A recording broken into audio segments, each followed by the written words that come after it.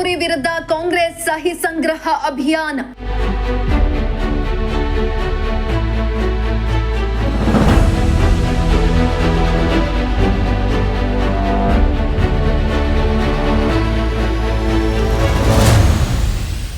ಚಿಕ್ಕನಾಯಕನಹಳ್ಳಿಯಲ್ಲಿ ಕಾಂಗ್ರೆಸ್ ಪಕ್ಷದ ವತಿಯಿಂದ ಅಭಿಯಾನ.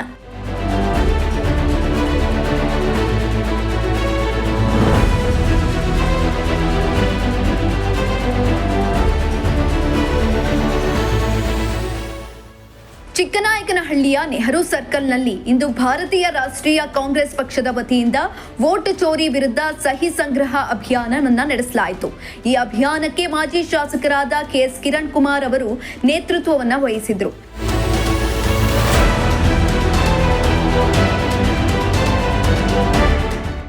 ಈ ವೇಳೆ ಹುಳಿಯಾರು ಬ್ಲಾಕ್ ಕಾಂಗ್ರೆಸ್ ಸಮಿತಿ ಅಧ್ಯಕ್ಷ ಪಿಟಿ ಚಿಕ್ಕಣ್ಣ ಹಾಗೂ ಚಿಕ್ಕನಾಯಕನಹಳ್ಳಿ ಬ್ಲಾಕ್ ಕಾಂಗ್ರೆಸ್ ಸಮಿತಿ ಅಧ್ಯಕ್ಷ ಸಿಡಿ ಚಂದ್ರಶೇಖರ್ ಮಾತನಾಡಿ, ಮತದಾರರ ಹಕ್ಕು ರಕ್ಷಣೆ ನಮ್ಮ ಮೊದಲ ಆದ್ಯತೆಯಾಗಿದ್ದು, ಈ ಸಹಿ ಸಂಗ್ರಹ ಅಭಿಯಾನವು ಸಂವಿಧಾನಾತ್ಮಕ ಹಕ್ಕುಗಳ ರಕ್ಷಣೆಗೆ ಒಂದು ಘನ ಹೆಜ್ಜೆಯಾಗಿದೆ. ಅಲ್ಲದೆ ಸಹಿ ಸಂಗ್ರಹದ ಮೂಲಕ ಕಾಂಗ್ರೆಸ್ ಪಕ್ಷ ಜನತೆಗೆ ನಿಷ್ಠೆ ಮತ್ತು ಕಾನೂನುಬದ್ಧ ಚುನಾವಣಾ ಪ್ರಕ್ರಿಯೆ ಬಗ್ಗೆ ತನ್ನ ಬದ್ಧತೆಯನ್ನ ಮತ್ತೊಮ್ಮೆ ಸಾಬೀತುಪಡಿಸ್ತಾ ಇದೆ.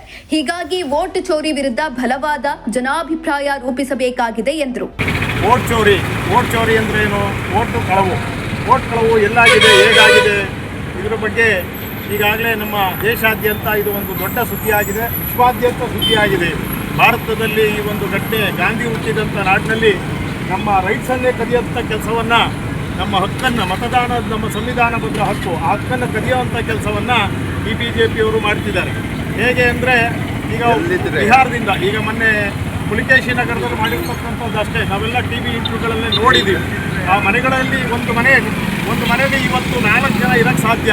ಅಪ್ಪ ಮಗ, ಗಂಡ ಹೆಂಡತಿ, ಅಪ್ಪ ಮಕ್ಕಳು, ಅಥವಾ 3 ಜನ 4 ಜನ, ಮ್ಯಾಕ್ಸಿಮಮ್ 5 ರಿಂದ 6 ಜನ, ಅಥವಾ ಇನ್ನೂ ಹೋದರೆ 8 ಜನ. ಒಂದೊಂದು ಮನೆ ನಂಬರ್ನಲ್ಲಿ 40 ಜನ 50 ಜನಗಳ ಹೆಸರುಗಳನ್ನ ಬರೆಸಿದ್ದಾರೆ.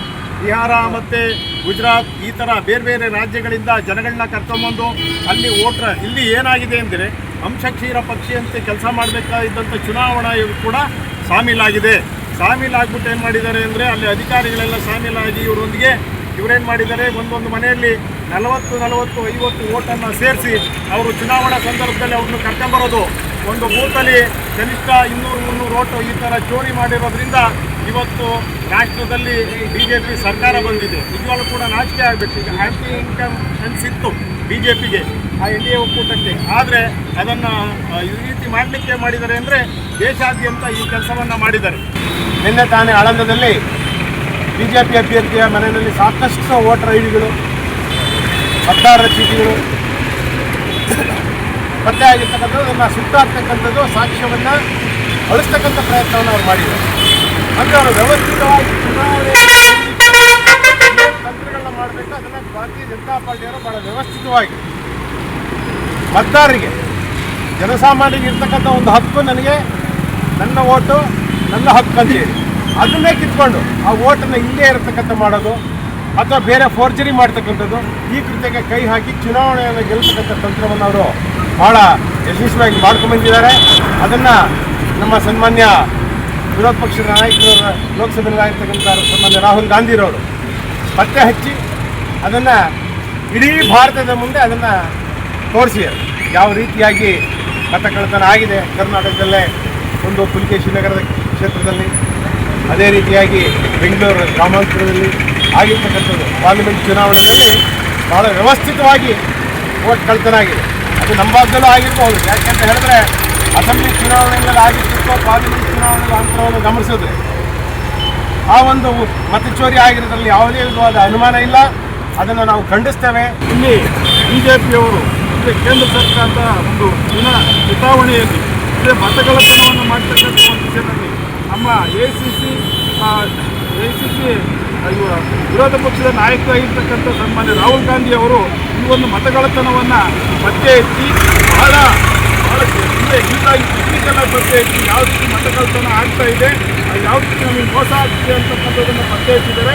ಅದ್ರ ಜೊತೆಗೆ ಎಲ್ಲಿ ಮುಸ್ಲಿಂ ಬಾಂಧವರು ಜಾಸ್ತಿ ಇದ್ದಾರೋ ಅವ್ರು ಕಾಂಗ್ರೆಸ್ ವೋಟ್ ಹಾಕ್ತಾರೆ ಅಂತೇಳಿ ಅವ್ರು ಓಟನ್ನಿಟ್ಟು ಮುಂದೆ ಇರ್ತಕ್ಕಂಥ ರೀತಿಯಲ್ಲಿ ಮಾಡಿದ್ದಾರೆ.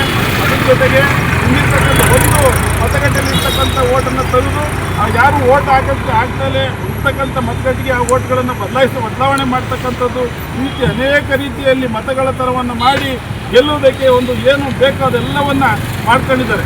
ಈ ದಿಸೆಯಲ್ಲಿ ಈ ರಾಹುಲ್ ಗಾಂಧಿಯವರು ಅಂದರೆ ಕೇಂದ್ರ ಸರ್ಕಾರದ ಅಂದರೆ ವಿರೋಧ ಪಕ್ಷದ ನಾಯಕನಾಗಿರ್ತಕ್ಕಂಥ ನಮ್ಮ ಕಾಂಗ್ರೆಸ್ ಮುಖಂಡರಾಗಿರ್ತಕ್ಕಂಥ ರಾಹುಲ್ ಗಾಂಧಿ ಅವರು ಒಂದು ಅಭಿಯಾನವನ್ನು ಹಮ್ಮಿಕೊಂಡು ಬೆಂಗಳೂರಿನಿಂದಲೇ ಈ ಒಂದು ಕಾರ್ಯಕ್ರಮವನ್ನು ಪ್ರಾರಂಭ ಮಾಡಿದರು. ಈ ವೇಳೆ ಸರ್ಕಾರದ ವಿವಿಧ ನಾಮಿನಿ ಅಧ್ಯಕ್ಷರು, ಸದಸ್ಯರು, ಮಾಜಿ ಜಿಲ್ಲಾ ಪಂಚಾಯತ್ ಹಾಗೂ ತಾಲೂಕ್ ಪಂಚಾಯತ್, ಪುರಸಭೆ, ಪಟ್ಟಣ ಪಂಚಾಯತ್ ಹಾಗೂ ಗ್ರಾಮ ಪಂಚಾಯತ್ ಸದಸ್ಯರು, ಮಾಜಿ ಸದಸ್ಯರು, ಸಹಕಾರ ಸಂಘಗಳ ನಿರ್ದೇಶಕರು ಹಾಗೂ ಮಾಜಿ ನಿರ್ದೇಶಕರು ಸೇರಿದಂತೆ ಅನೇಕ ಕಾಂಗ್ರೆಸ್ ಕಾರ್ಯಕರ್ತರು ಭಾಗವಹಿಸಿದ್ರು.